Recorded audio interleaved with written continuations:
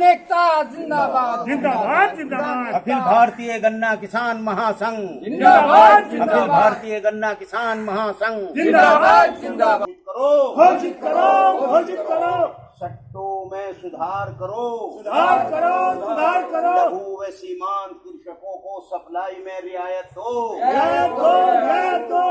हर एक परिवार को कोरोना संकट में 7,500 रुपए मासिक दो। मासिक दो, मासिक दो। आज हमारा अखिल भारतीय गन्ना किसान महासंघ पूरे देश के अंदर जहां जहां तकरीबन 12 राज्य हैं जहां गन्ना पैदा होता है, उसमें गन्ना किसानों की समस्याओं को हम उठा रहे हैं और सरकारों से मांग कर रहे हैं।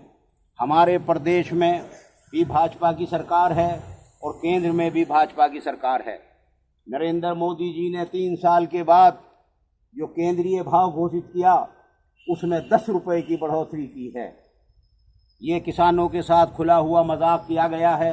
भारी लागत है, भारी मेहनत है और किस मेहनत से गन्ना किसान पैदा करता है ये शायद मोदी जी और नहीं जानते।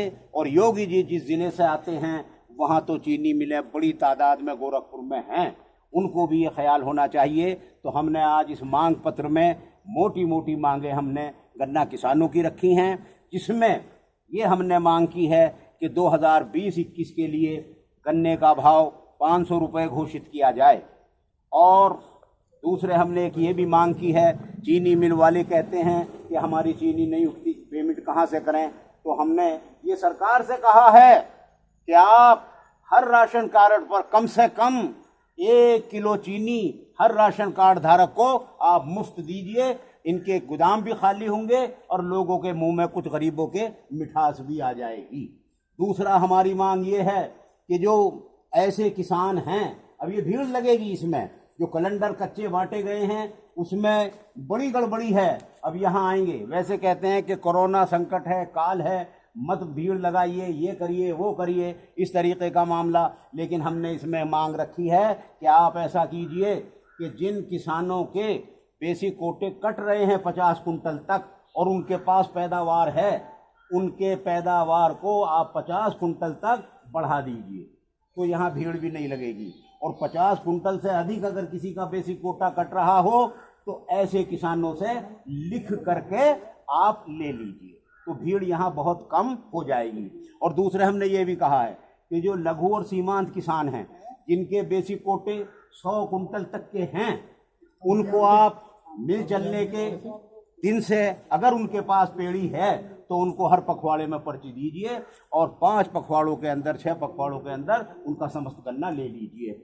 और यदि ये 5 पखवाड़े 90 दिन से ऊपर को जाते हैं किसी वजह से, तो फिर 90 दिन के अंदर अंदर उनकी पर्ची दे दीजिए। ये हमने ऐसे किसानों के लिए कि जो पिटते चले आते हैं बेसिक कोटे के हिसाब से, वो बढ़ा ही नहीं सकते। और हमने ये भी मांग की है कि अवैध और अनियमित सट्टों पर कड़ाई से निगरानी रखी जाए और गन्ना माफियाओं को इस गन्ना सप्लाई में घुसने ना दिया जाए। ये भी हमारी इसमें मांगे हैं। और दूसरी मांग हमारी हमने ये भी की है, जो ऑल इंडिया पैमाने पर उठ रही है, कि जैसे हमने कहा कि 7,500 रुपये हर माह परिवार को जो आय कर के दायरे में नहीं आते हैं उनको सरकार दे।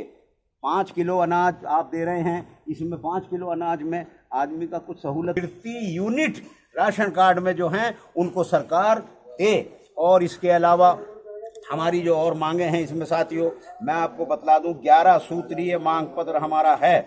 और इसमें हमने ये भी लिखा है कि मनरेगा के अंदर 200 दिन का काम दीजिए, गारंटी कीजिए और 6,000 रुपये उनकी मजदूरी तय कीजिए। और शहरी बेरोजगार, शहरी गरीबों के लिए भी रोजगार योजना बनाइए और उसको तुरंत आप लागू कीजिए।